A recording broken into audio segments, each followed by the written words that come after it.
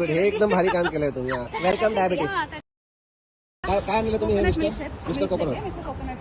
Milk आहे, I guess coconut मिल्कच आहे आणि कोकोनट आणि ते क्रश करून मिल्कशेक बनवता. मालूम है तेरे बाप को मत सिखा. त्याच्यामध्ये ऍड केलंय कोकोनट आईस्क्रीम ओके. आणि कोकोनट बॉल्स पण आहे. अजून काय काय वेगवेगळ्या गोष्टी आहेत, मला काही समजत नाही. Okay, no problem. आणि मला त्याच्या व्यतिरिक्त आपल्याला शुगर लेवल पण सिलेक्ट करावी लागते.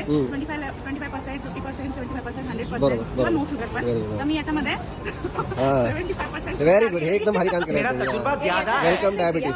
ओके. कारण की आपण काही जास्त खूप जास्त गोड खाणारे लोक नाहीये. पण हे जर ते काय होतं, आपण 50% केली ना तर ते अर्ध ज्यूस तर खूप छान लागतं. पण त्याच्यानंतरचं एकदमच फिक्कं लागतं. चालेल, ठीक मला आहे. असं वाटलं तुम्हाला कदाचित आवडणार बात नाही, सही आहे. म्हणून मी तसं केलेलं आहे. तर आता आपण एक वेळेस ट्राय करा बरं. कसे तुमचे आम्हाला एक्सप्रेशन नोट करायचे तुम्हाला माहिती आहे, बट तरी पण एक वेळेस आम्हाला आमच्या ऑडियन्सला दाखवायचं कसं आहे. मला तर खूपच आवडतं. ओके, ठीक आणि आहे. जेव्हा पण आपण ते घेतोय त्यापासून तुम्ही कोकोनट बॉल जर त्याच्यात ऍड केलेलं आहे तर स्पून मागायचं विसरायचं नाही. ओके, आपण कोकोनट बॉल ऍड केलेला आहे. मी ऍड केलेलं आहे. ठीक आहे. हा कारण वरती की ते काय आहे, या स्ट्रॉच्या साईजचे स्ट्रॉ मध्ये पसणार, आपल्या स्ट्रॉ मध्ये जास्त खाता नाही. बरोबर. लास्ट वाला आईस्क्रीम आणि मिल्कशेक आपण बरोबर. स्पूननी खायचं. स्ट्रॉ चोकून जातो. हा. ओके, ठीक आहे. थँक्यू. थँक्यू.